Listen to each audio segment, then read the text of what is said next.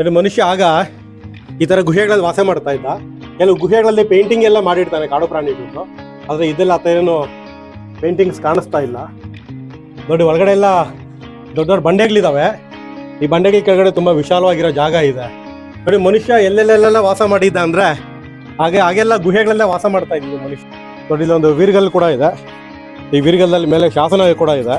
ಈ ವೀರ್ಗಲ್ ಇನ್ನೂ ಕೆಳಭಾಗಕ್ಕೆ ತುಂಬಾ ಇರಬೇಕು, ಬಹುಶಃ ಒಡೆದೋಗಿದೆ ಅನ್ಸುತ್ತೆ.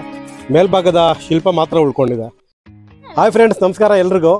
ನೋಡಿ, ಮನುಷ್ಯ ಇವಾಗ ದೊಡ್ಡ ದೊಡ್ಡ ಬಿಲ್ಡಿಂಗು, ಬಂಗ್ಲೆ, ಮನೆ ಅಂತ ಕಟ್ಕೊಂಡು ವಾಸ ಮಾಡ್ತಾ ಇರ್ಬೋದು. ಆದರೆ ಸಾವಿರಾರು ವರ್ಷಗಳ ಹಿಂದ್ಗಡೆ ಮನೆ ಅಂತ ಏನೂ ಇರಲಿಲ್ಲ. ಮನುಷ್ಯ ವಾಸ ಮಾಡ್ತಾ ಇದ್ದು ಗುಹೆಗಳಲ್ಲಿ. ನೋಡಿ, ಅಂಥ ಒಂದು ಗುಹೆ ನಿಮಗೆ ಈ ವಿಡಿಯೋದಲ್ಲಿ ತೋರ್ಸಕ್ಕೆ ಕರ್ಕೊಂಡ್ಬಂದಿದ್ದೀನಿ. ಇದು ಎಲ್ಲಿದೆ ಅಂತ ನಿಮಗೆ ಕೇಳಿದ್ರೆ ತುಂಬ ಆಶ್ಚರ್ಯ ಆಗ್ಬೋದು. ಇದಿರೋದು ಸಿದ್ಧಗಂಗಾ ಮಠದ ಹತ್ರ. ನೀವೆಲ್ಲ ಸಿದ್ಧಗಂಗಾ ಮಠಕ್ಕೆ ಯಾವಾಗಲಾದ್ರೂ ಒಂದು ಸರ್ತಿ ಭೇಟಿ ಕೊಟ್ಟಿರ್ತೀರಾ. ಅದೇ ಮಠದ ಹಿಂಭಾಗದಲ್ಲಿರುವಂಥ ಅದೇ ಬೆಟ್ಟದ ಹಿಂಭಾಗದಲ್ಲಿ ಒಂದು ಗುಹೆ ಇದೆ, ಸ್ವಾಭಾವಿಕವಾದ ಗುಹೆ. ಈ ಗುಹೆ ಪ್ರೀ ಹಿಸ್ಟಾರಿಕ್ ಕೇವ್ಸ್ ಅಂತಾನೆ ಹೆಸರಾಗಿದೆ. ಅದು ರಸ್ತೆ ಪಕ್ಕದಲ್ಲೇ ನಮಗೆ ಈ ಒಂದು ಗುಹೆ ಸಿಗುತ್ತೆ. ನೋಡಿ, ಗುಹೆ ಎಷ್ಟು ದೊಡ್ಡದಾಗಿದೆ ಅಂದ್ರೆ ಒಳಭಾಗದಲ್ಲಿ ಸುಮಾರು ಒಂದು 50-60 ಜನ ಕೂತ್ಕೋಬಹುದು, ಅಷ್ಟು ದೊಡ್ಡದಾಗಿದೆ. ನಾನು ಒಳಗಡೆಗೆ ಹೋಗೋಕೆ ಸ್ವಲ್ಪ ಟ್ರೈ ಮಾಡ್ತೀನಿ.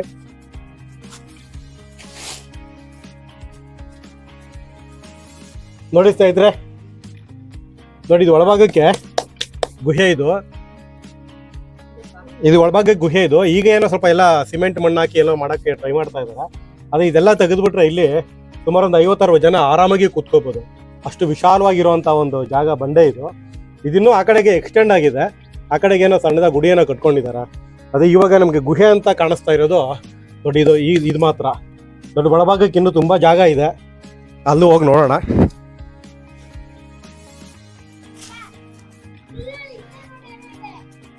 ನೋಡಿ ಸ್ನೇಹಿತರೆ, ಫುಲ್ ಒಳಗಡೆ ಬಂದಿದ್ದೀನಿ ಈಗ. ನೋಡಿ, ಒಳಗಡೆ ಎಲ್ಲ ದೊಡ್ಡ ದೊಡ್ಡ ಬಂಡೆಗಳಿದಾವೆ. ಈ ಬಂಡೆಗಳ ಕೆಳಗಡೆ ತುಂಬ ವಿಶಾಲವಾಗಿರೋ ಜಾಗ ಇದೆ. ನೋಡಿ, ಮನುಷ್ಯ ಎಲ್ಲೆಲ್ಲೆಲ್ಲ ವಾಸ ಮಾಡಿದ್ದ ಅಂದ್ರೆ ಹಾಗೆಲ್ಲ ಗುಹೆಗಳಲ್ಲೇ ವಾಸ ಮಾಡ್ತಾ ಇದ್ದಿದ್ದು ಮನುಷ್ಯ. ನೋಡಿ, ಮನುಷ್ಯ ಆಗ ಈ ಥರ ಗುಹೆಗಳಲ್ಲಿ ವಾಸ ಮಾಡ್ತಾ ಇದ್ದ.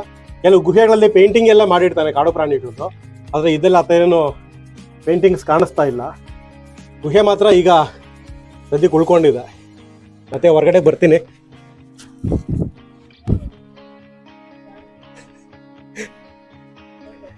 ನಾನು ಒಂದು 5000 ವರ್ಷ ಹಿಂದೆ ಹೋಗಿರೋ ತರ ಅನ್ನಿಸ್ತಾ ಇದೆ ನನಗೆ.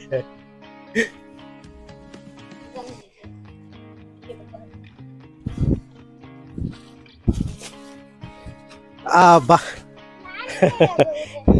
ನೋಡಿ, ಗುಹೆ ನೋಡಿದ್ರಲ್ಲ, ಈ ಗುಹೆ ಬೃಹದಾಕಾರವಾಗಿರೋ ಬಂಡೆ ಮೇಲ್ಗಡೆ ಸ್ನೇಹಿತರೆ, ಅದು ಕೆಳಭಾಗದಲ್ಲಿರುವಂಥ ಗುಹೆ ಇದು.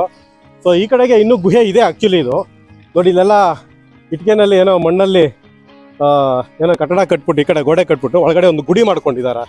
ಅದು ಗುಡಿ ರೂಪದಲ್ಲಿ ಒಳಗಡೆಗಿದೆ. ಈ ಕಡೆಗೆ ಏನಿದೆ ನೋಡೋಣ ಬನ್ನಿ. ನೋಡಿ, ಇಲ್ಲೊಂದು ವೀರ್ಗಲ್ ಕೂಡ ಇದೆ. ಈ ವೀರ್ಗಲ್ದಲ್ಲಿ ಮೇಲೆ ಶಾಸನ ಕೂಡ ಇದೆ. ಈ ವೀರ್ಗಲ್ ಇನ್ನೂ ಕೆಳಭಾಗಕ್ಕೆ ತುಂಬ ಇರಬೇಕು, ಬಹುಶಃ ಒಡೆದೋಗಿದೆ ಅನಿಸುತ್ತೆ. ಮೇಲ್ಭಾಗದ ಶಿಲ್ಪ ಮಾತ್ರ ಉಳ್ಕೊಂಡಿದೆ. ಅದಕ್ಕೂ ಪೇಂಟ್ ಹೊಡೆದ್ಬಿಟ್ಟಿದ್ದಾರೆ. ಇದು ರೆಕಾರ್ಡ್ ಆಗಿದೆಯಾ ಅಂತ ಯಾರಾದ್ರು ಗೊತ್ತಿದ್ದವರು ಕಮೆಂಟ್ ಮಾಡಿ.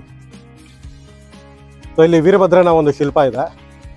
ಸೊ ಅದ್ರ ಪಕ್ಕದಲ್ಲಿ ಈ ಗುಹೆಗೆ ಒಂದು ಗೋಡೆಯನ್ನು ಕಟ್ಟಿ ಇಲ್ಲೊಂದು ದೇವಸ್ಥಾನವನ್ನೇ ಮಾಡ್ಕೊಂಡಿದ್ದಾರೆ. ಸೊ ನೀವು ರಚನೆಯನ್ನು ನೋಡಿದ್ರೆ ಇಡೀ ಒಂದು ಗುಹೆ ರಚನೆ ಬೃಹದಾಕಾರವಾಗಿರುವಂಥದ್ದು. ಇಲ್ಲಿ 50 ಜನ ಏನು ಸುಮಾರು 200-300 ಜನ ವಾಸ ಮಾಡುವಂಥ ಒಂದು ಜಾಗ ಇದು. ಅಷ್ಟು ಬೃಹದಾಕಾರವಾಗಿದೆ. ಇಲ್ಲೊಂದು ಗುಡಿ ಇದೆ. ಈ ಗುಡಿ ಏನು ನೋಡೋಣ. ಬಹುಶಃ ಶಿವನ ದೇವಸ್ಥಾನ ಅನಿಸುತ್ತೆ ಇದು.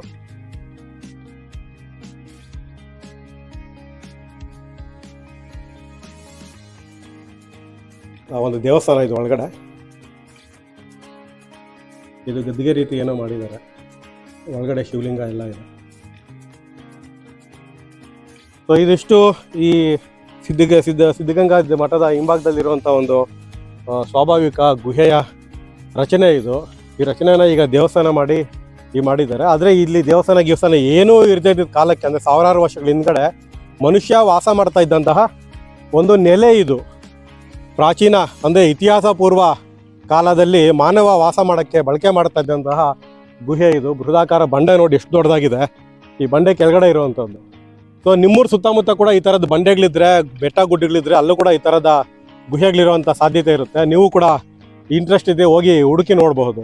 ಆ ಥರದ್ದು ಏನಾದರೂ ಗುಹೆಗಳೇನಾದರೂ ಇದ್ದರೆ ಈ ವಿಡಿಯೋಗೆ ದಯವಿಟ್ಟು ಕಮೆಂಟ್ ಮಾಡಿ. ಒಂದಿನ ಬಂದು ಅಲ್ಲೂ ಕೂಡ ನಾನು ವಿಡಿಯೋ ಮಾಡ್ತೀನಿ. ನಮ್ಮ ಇತಿಹಾಸ ಪೂರ್ವ ಕಾಲದ ಮನುಷ್ಯ ಎಲ್ಲೆಲ್ಲಿ ವಾಸ ಮಾಡ್ತಾ ಇದ್ದ ಅನ್ನೋದನ್ನು ನಾವು ಕೂಡ ಎಲ್ರಿಗೂ ತಿಳಿಸೋಣ. ನಿಮಗೆ ಈ ವಿಡಿಯೋ ಇಷ್ಟ ಆಗಿದ್ರೆ ದಯವಿಟ್ಟು ಕಮೆಂಟ್ ಮಾಡಿ, ಲೈಕ್ ಮಾಡಿ, ಶೇರ್ ಮಾಡಿ. ಹೀಗೆ ನೋಡ್ತಾ ಇರಿ ಜಸ್ಟ್ ಕನ್ನಡಿಗ ಯೂಟ್ಯೂಬ್ ಚಾನಲ್. ನಮಸ್ಕಾರ.